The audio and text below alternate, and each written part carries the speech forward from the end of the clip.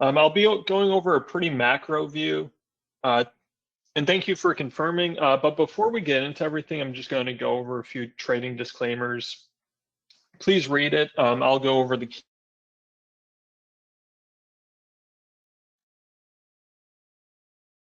All right, the views, opinions, or recommendations of the presenter are solely of their own and do not in any way reflect the views, opinions, endorsements, or recommendations of IG Asia. Information and material presented at the seminar is for educational purposes only and does not constitute any form of investment advice, nor an offer of solicitation to invest in any financial instrument. I'll give everyone a few seconds to finish reading the slide, and there's just a little more after this before we could start.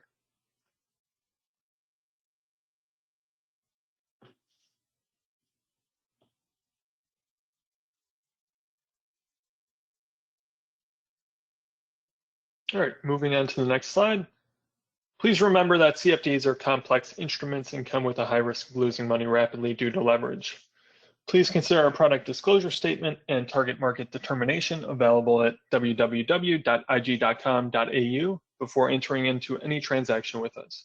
All trading involves risk. Please take care to manage your exposure. The value of shares, ETFs, and ETCs brought through an IG share trading account can fall as well as rise, which could mean getting back less than you originally put in.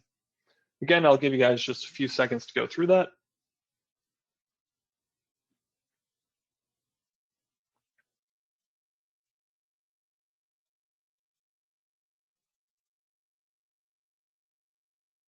And all right. All right, and just the final risk disclosure. Trading foreign exchange on margin carries a high level of risk and may not be suitable for all investors. The high degree of leverage can work against you as well as for you. The possibility exists that you could sustain a loss in excess of your initial investment. You should be aware of all the risk associated with foreign exchange trading and seek advice from an independent financial advisor if you have any doubts.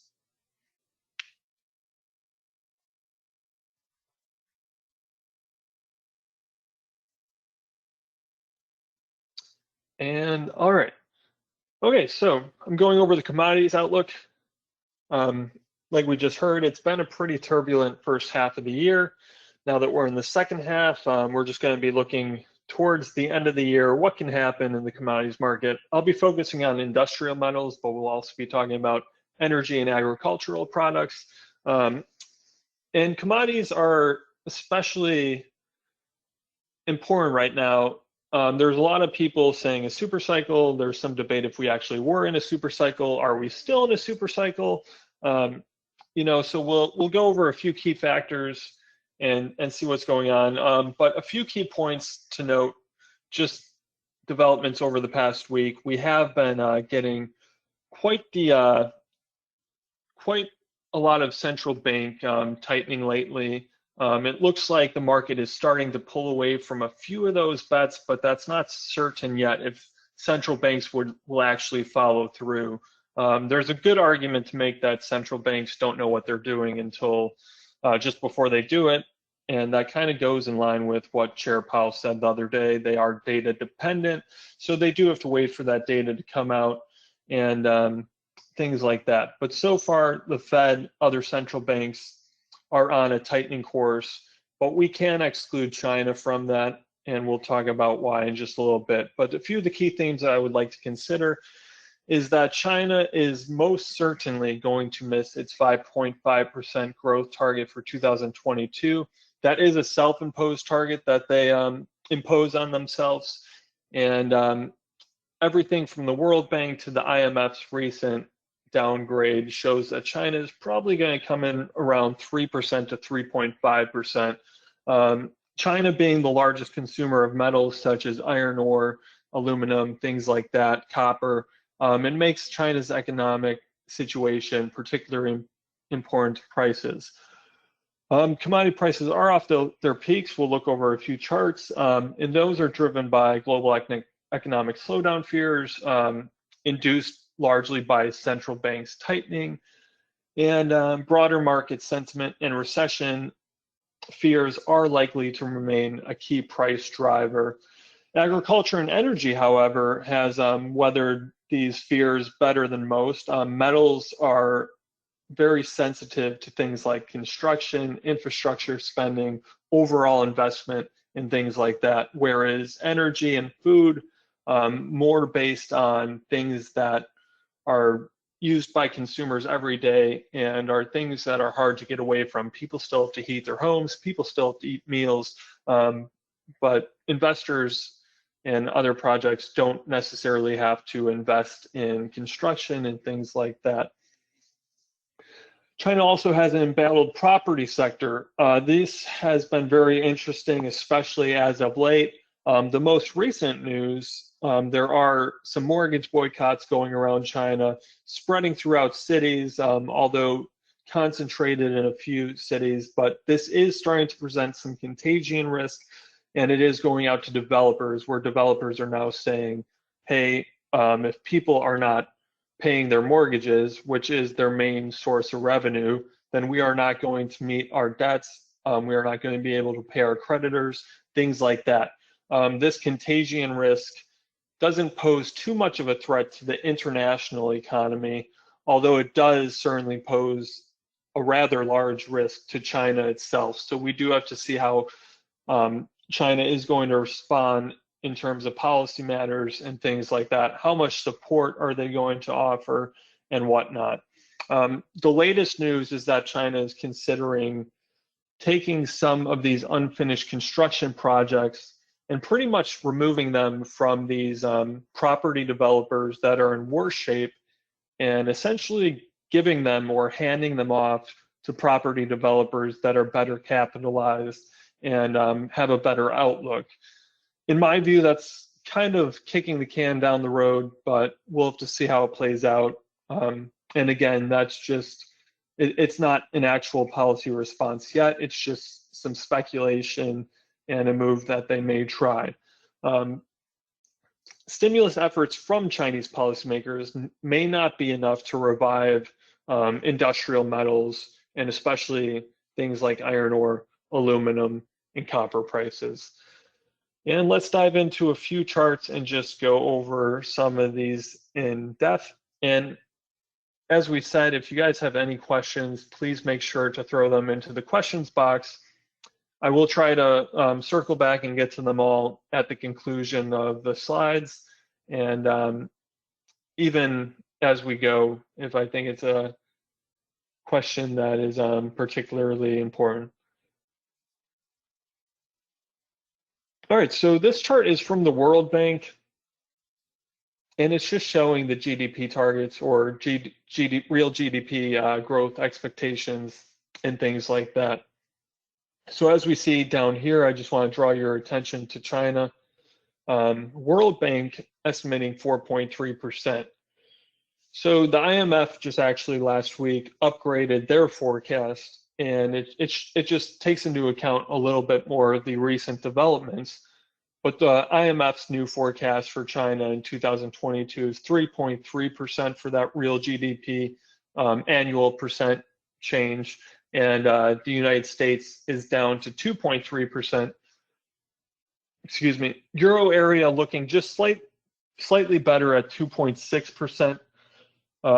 I don't necessarily agree that the euro area will outperform, especially with these energy prices, which we'll get into here in a second, and Russia's stepped up efforts in choking off energy supply to Europe.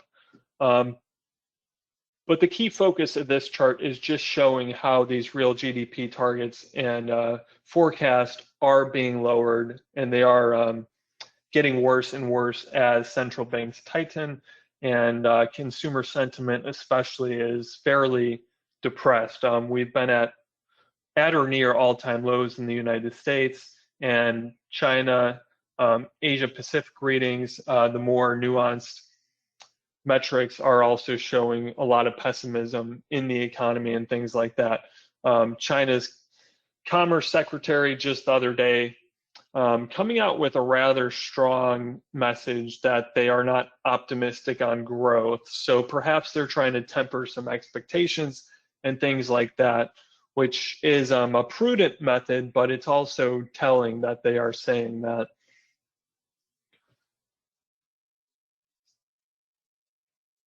All right, so talking about these recession signals and things like that, I just want to draw the attention to the 10-year, 2-year Treasury spread.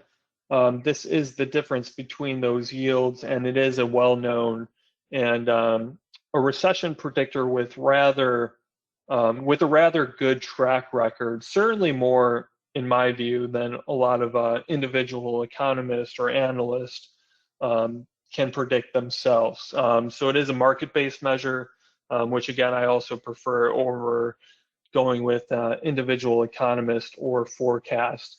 But as we can see here, we've had quite the inversion recently, and it's deepened quite significantly too. And going back, we just see that there was some signals going back just a little bit over the past couple of years. Just this last week, we had the US post their second consecutive quarter of GDP decline as well. So things are deteriorating for the economic situation through these market-based expectations and things like that. Commodity prices have reacted. And I will be flipping through some of these charts. I do apologize. But I just want to draw your attention now to how these commodities have performed through the year. Overall, the commodity index, this is the Bloomberg Commodity Index, which has metals in it. It has agricultural products such as corn, wheat, even things like lean hogs and whatnot. Then we also have energy. The energy gains, as you can see, 77% year-to-date return. That is very, very significant. A lot of that is being driven by Europe's energy crisis or the impending energy crisis. I think they're already in an energy crisis, especially if we hit a cold winter here. But what higher energy prices do for metals is it makes it more expensive to refine those metals and things like that.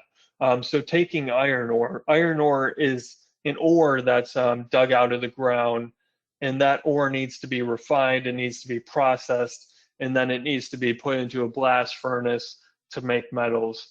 These blast furnaces and refinery processes are extremely energy intensive.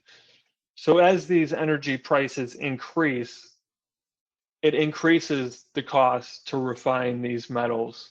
So if you want to take iron ore and make metal from it with these higher energy costs, that becomes more expensive.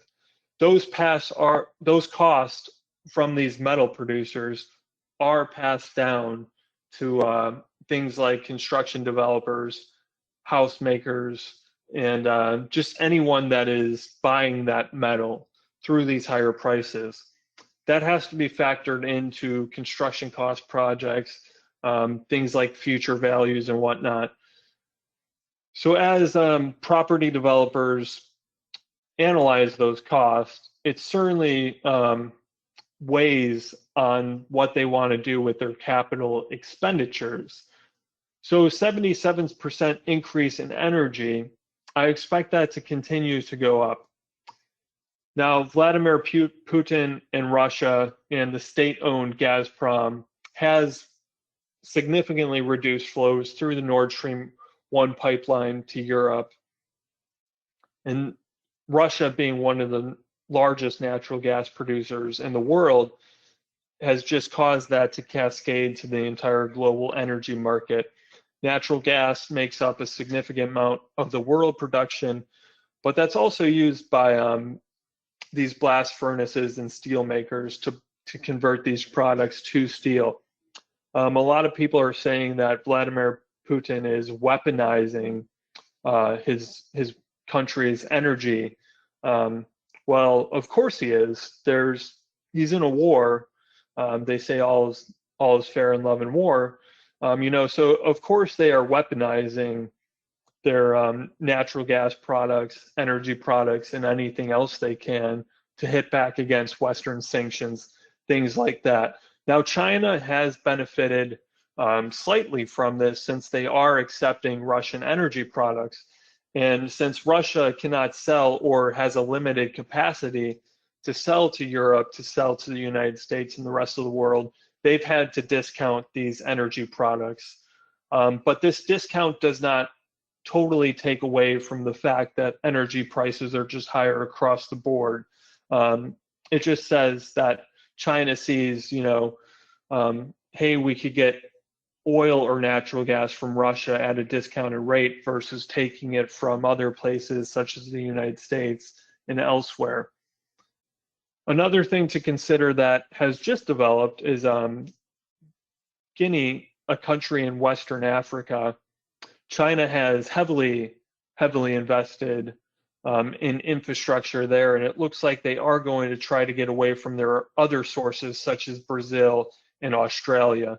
Now, the Australian dollar is highly sensitive to iron ore prices for this reason, and that's why you see Chinese economic indicators having an effect on the Australian dollar. If you look on daily FX a lot, you'll see things like China's trade numbers and things like that, or GDP having an effect on the Australian dollar. And that's just because about 60% of the iron ore that China imports is from places like Australia and Brazil. They produce about 15% of their own in their country, so they do not have control of the iron ore market. And iron ore is one of the key ingredients to make steel, and China's infrastructure and construction hopes over the next 10 years, 20 years, relies heavily on those prices. So what they've done is they've found an iron ore source in Guinea, West Africa, and they predict that they can take about 100 million metric tons a year once this is completed. Now that will rival things like what Vale can do, a major iron producer out of Brazil. So long term, this is a negative, in my opinion, for the Australian dollar and other currencies like the Brazilian real that do export heavily to China.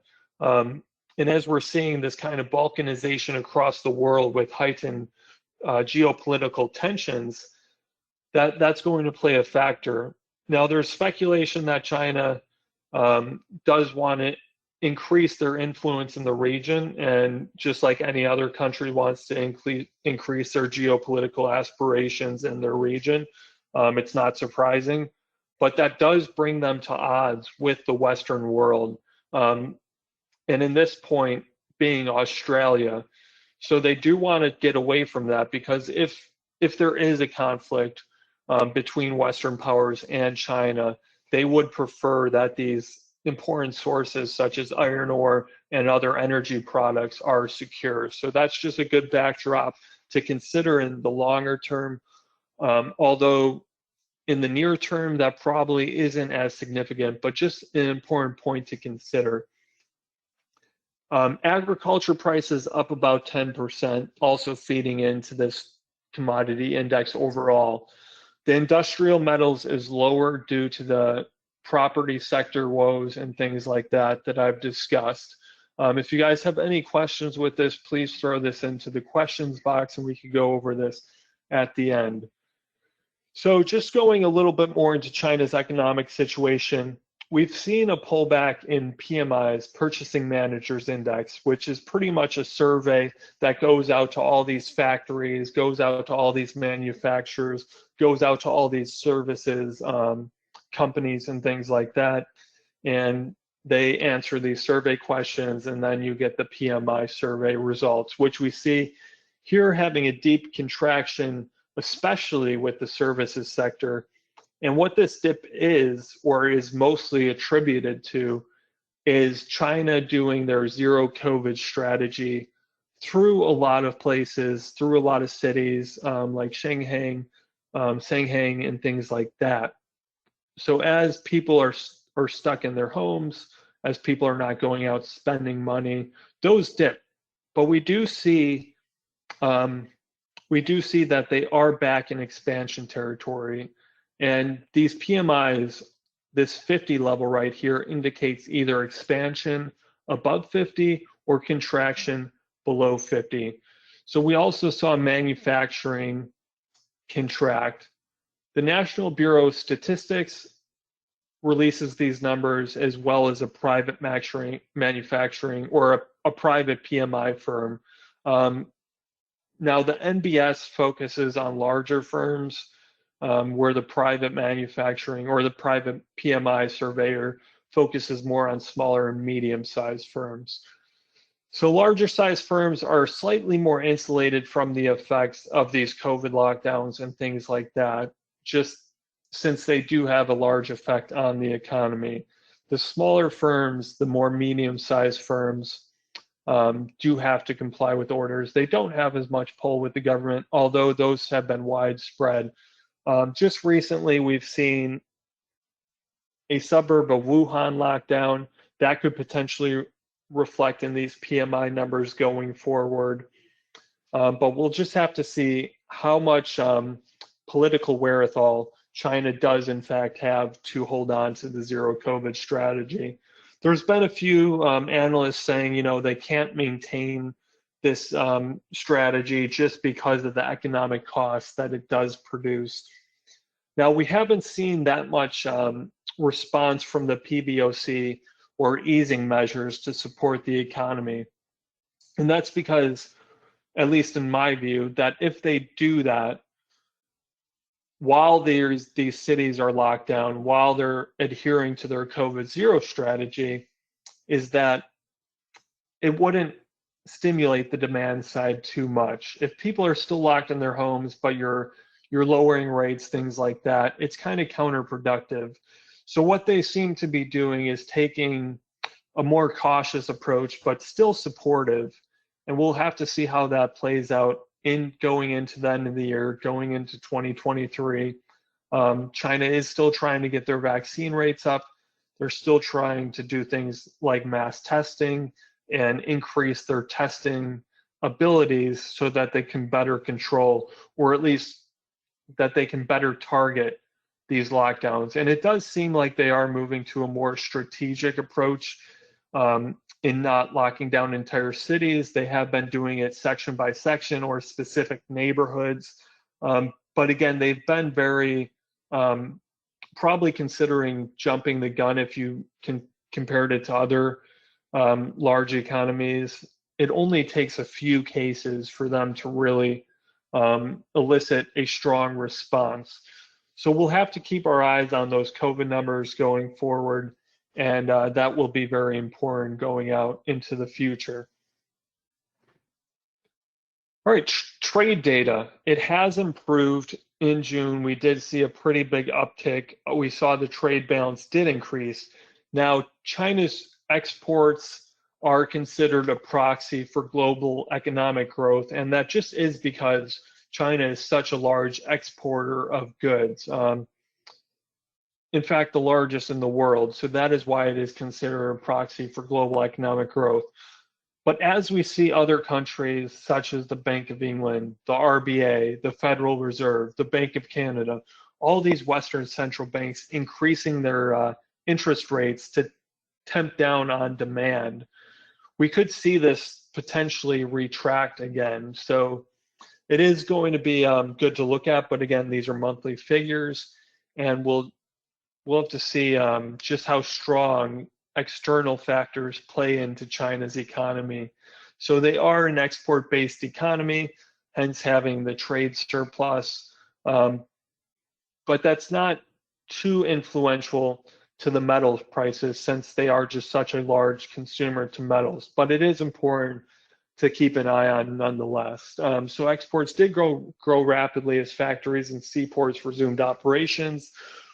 We've also seen things like shipping rates from Shanghai to Los Angeles and other places decrease, which is probably going to help take inflation pressures off the table.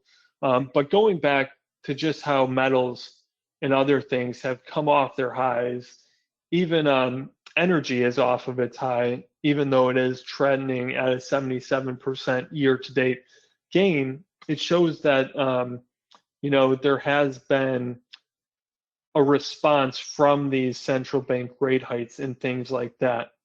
So if you look at the light blue line, which is the industrial metals subindex, that's where we've seen the biggest and most notable drop.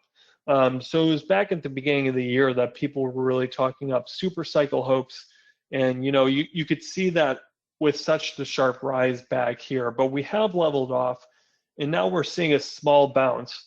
So this is going to be where it's going to come into question. Can we sustain this, and things like that? So that's the hard part to see, just with the COVID factors that we've talked about and the external things outside of China with higher interest rates and things like that. All signs point to that the U.S. is in a recession with those 2 quarters of consecutive contraction in GDP growth, although we'll have to wait for those GDP revisions so that the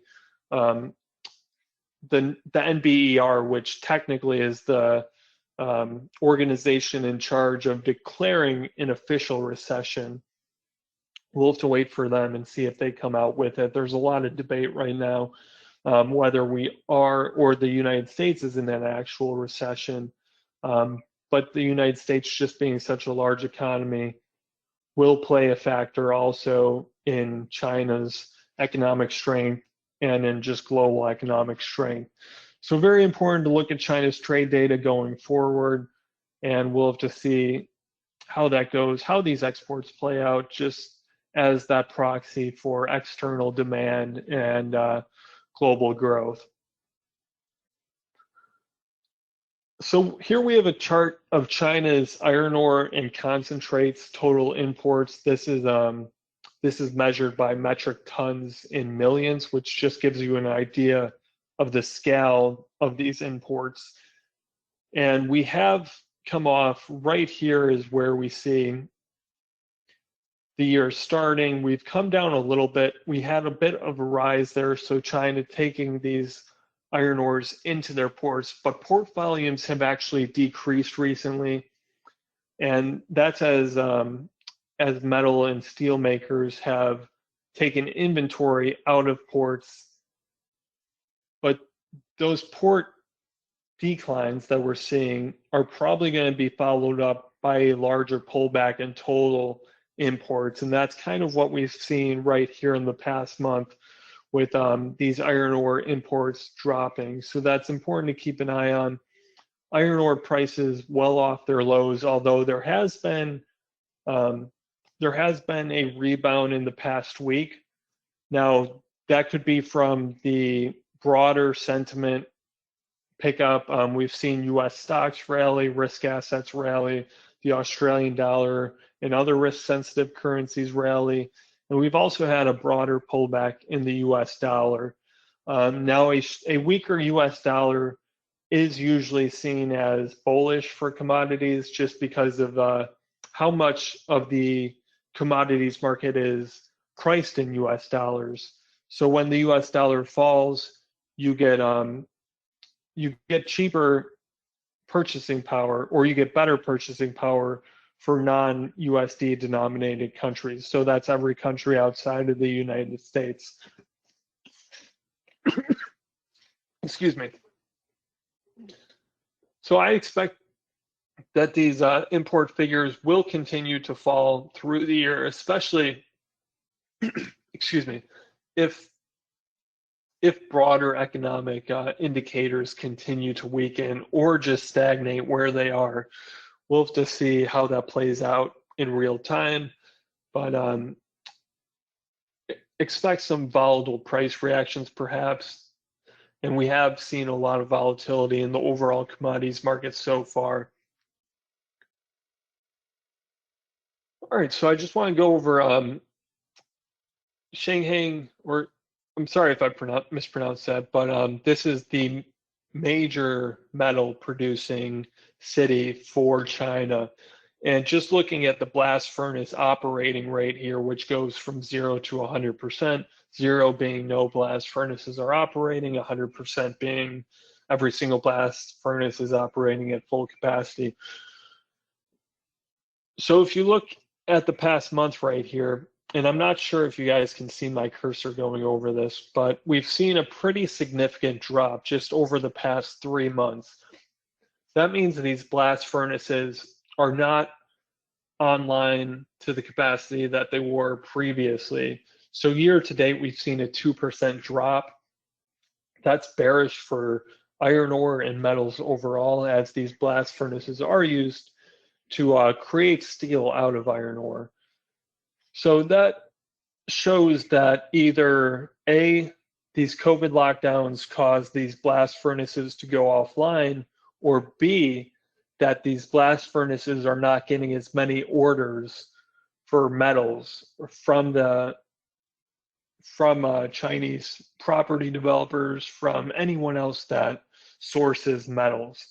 So either way, either A or B, or some mix of both A and B, which is also possible. Nonetheless, it's bearish. It's a bearish development that these blast furnace rates are dropping. And if you look back here, this big drop back here is when there was a rather widespread set of lockdowns across China. It did see a significant bounce back, and we did see iron ore prices recover somewhat during that as these furnaces came back online. So that's also a possibility that China says, hey, we're pulling back from this strategy. The economic costs are just too much.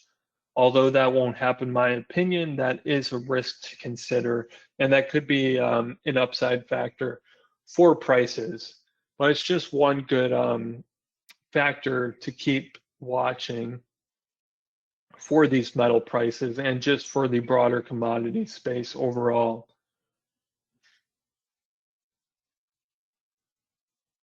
All right, Shanghai copper inventory. Shanghai is the largest warehouser of copper inventories in China. So again, this is bearish. When inventories increase, it shows that either supply is outstripping demand or that demand is falling just faster than supply. And that's the likely scenario.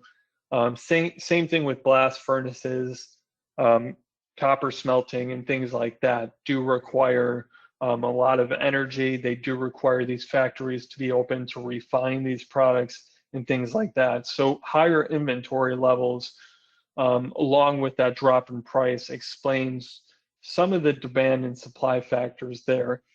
So in July, copper prices hit the lowest since November 2020. That was after 4 months of consecutive declines. And part of that, or at least a large part, was due to the depressed construction activity, especially in China. As we talked about, that larger COVID lockdowns across China did hit all those blast furnaces, all those smelting facilities, and inventories rose. So that is a good thing to see if you're a bear on the price, but also that London Metals Exchange, which is the global warehouser of metals, did drop pretty significantly. And the chart right here that we could see is the global aluminum inventory. Now that's trended lower and lower. And as we see, these prices have also trended lower and lower. So that's kind of conflicting at first, thinking, well, if inventories are falling, prices are falling too. That doesn't really make sense. But that must mean, or it suggests a high probability that demand is falling faster than the supply is. So that is bearish, and that does make sense looking at how much China's economic activity has slowed down. Again, the IMF forecasting 3.3% growth for this year, well under China's internal or self-imposed target of 5.5%. And we are going to see, or we are likely going to see, a rebound next year, but that is on a lot of assumptions. If you look into the IMF growth forecast, look into things like the World Bank, that assumes that these COVID lockdowns are going to end. It assumes that central banks are going to at least slow down or stop their tightening, and that global growth will rebound. So we kind of have to see how those play out. But China is looking like a bright spot, at least relative to other advanced economies or globally, since the IMF does forecast a 2.9% growth rate globally for 2023, and they predict a 4.6% growth rate for China. So China does look like it's in a good position, but again, that that relies a lot on their COVID lockdowns and just broader supportive measures, especially from the fiscal side and also the monetary side from the People's Bank of China.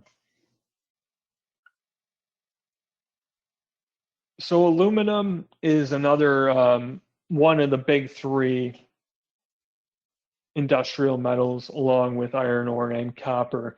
As we've seen, aluminum has taken largely the same path. We've also had this recent rebound here, but again, that can be just due to kind of a risk-on shift in markets. Seeing that equities rose, kind of sentiment rebounded, a lot of people saying, you know, the bottom is in.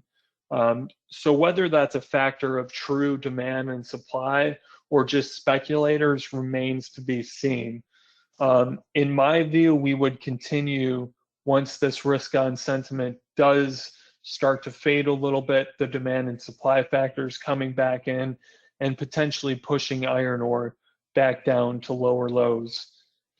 But again, that also is highly dependent on China, what they do internally, how they handle COVID, and things like that. But you also have to consider that China is trying to reduce their emissions, and they're trying to balance that with economic growth. So we saw a good example of that before the Olympics, where China ordered a lot of industries, a lot of factories, a lot of blast furnaces to shut down in the weeks prior to the Olympics.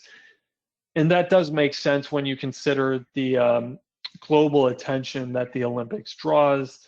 They don't want a lot of pollution. They don't want a lot of smog, which commonly happens in some of their cities, just like it happens anywhere else with a lot of industry and pollution. And aluminum is actually one of the dirtiest metals. So it's also especially susceptible to any kind of emissions targets and things like that. So Beijing did pledge to cut aluminum sector emissions by 5% by 2025. So if they stick to that, they are going to have to limit how much they produce. And there are ways around that. Now, Beijing could source aluminum from another country. That way it doesn't impact their emissions target and things like that. But that's a whole nother can of worms, kind of exporting and importing emissions and all these targets and things that you have to consider. But nonetheless, it is bearish with that emissions cap on there. But that also plays out to the larger factors like we discussed previously.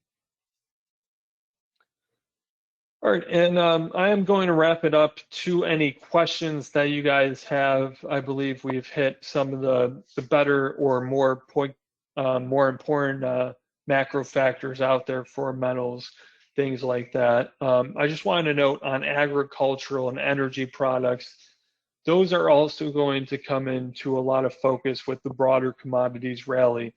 But is it a true super cycle if industrial metals are falling and commodities and energy are rallying? Since higher energy and higher agricultural products really are more, that they hurt consumers a lot more than these higher iron prices do, since household balance sheets and expenses do have to pay for their own energy bills and things like that, whereas metals prices are more on factories and whatnot. So that is important to also consider on the broader scale of the commodities super cycle. One question on lithium, nickel, graphite for batteries, which is a very good question. Electric vehicles and green energy initiatives are seen keeping lithium and nickel prices pretty high, especially since lithium and nickel, the inventories are pretty fragile. And also with a lot more automakers, which are going to have to find battery sources for their electric vehicle initiatives. There could be, how you say it, like a fight for these products. A lot of automakers such as Ford are trying to get exclusive rights to certain mining ventures and whatnot. Elon Musk, the CEO of Tesla, has said that battery products for these energy cells are his most worrying or most biggest risk to vehicle production. So those are certainly good things to watch. And we'll just have to see how the green energy transfers go, how electric vehicles go. Ford, they want to have, they've said recently that they've secured enough battery products to build all 600,000 of their electric fleet vehicles through 2023. But the long-term prospects on securing these products is pretty uncertain, even for these big manufacturers like Tesla and Ford that just have enormous power in the industry and pretty much have, if you want to say like first dibs on these types of products. If people like Elon Musk, the CEO of Tesla, is saying that he's worried about securing these types of products, that shows you that these markets are very they're very underdeveloped going into this huge green shift in energy and electric vehicles that the world is seeing. So very important to watch all those prices with lithium, with nickel, see how inventory levels are going. But the broader pullback in prices also causes these miners to not want to start new ventures. If metal prices are low, a CEO of a company such as Rio Tinto, such as Vale, they're going to say, we don't want to start new mines when prices are low. They would rather say, we want to start new mines if prices are high. That way we could tell our shareholders, hey, we are going after more supply. That way we could take advantage of these higher prices. So the pullback in these metal prices is kind of bullish in a sense, since it has a knock-on effect to future demand. So when prices fall, miners don't want to start new ventures.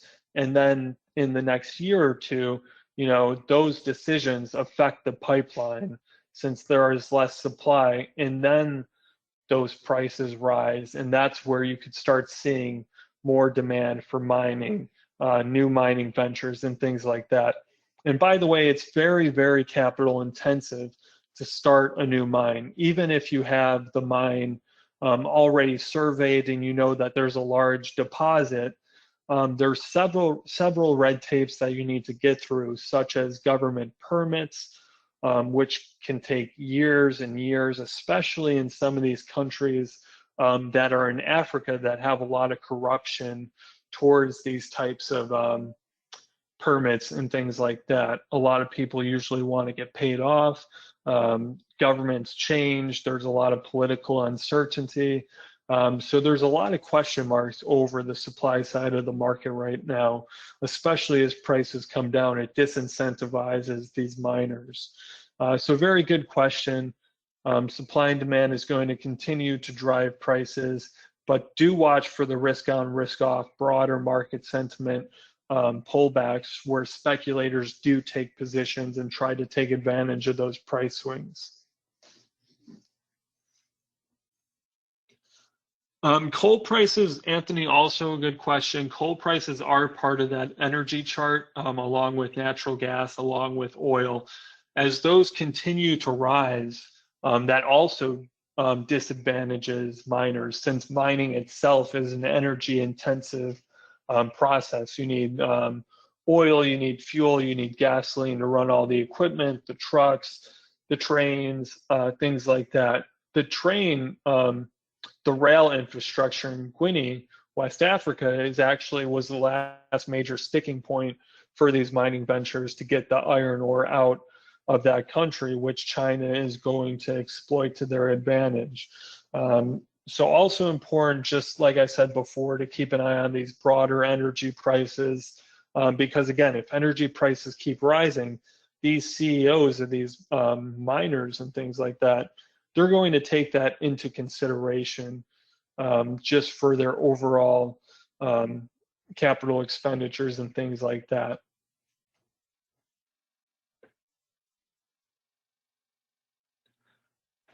Precious metals, very good question too, with gold, silver. You really have to watch how inflation expectations are going and how the Fed responds to it. Now, gold and silver have seen a pretty good rebound in the recent week. I attribute that mostly to the pullback in the US dollar and just the broader risk on sentiment, but we've also seen a little bit of a tick up through break even rates, which is the gap between inflation index treasury yields and the nominal yields. Pretty much a market-based measure of where inflation is going to be 1 to 5 years out and things like that. So these higher inflation expectations or the bump up that we've seen along with the pullback in the US dollar has been conducive for higher gold prices. So I would suggest to keep your eye on the US dollar, keep your eye on those inflation expectations, but not only market-based inflation expectations, consumer inflation expectations, which the Fed and other central banks also keep their eye on to see if their rhetoric and what they're saying and their actions are influencing consumers. They do want to keep those inflation expectations anchored. So if they do see them get away or start rising, that would probably elicit a response from central banks, and a more aggressive path from the Fed or other central banks would be bearish for these precious metals. So I hope that answered your question there.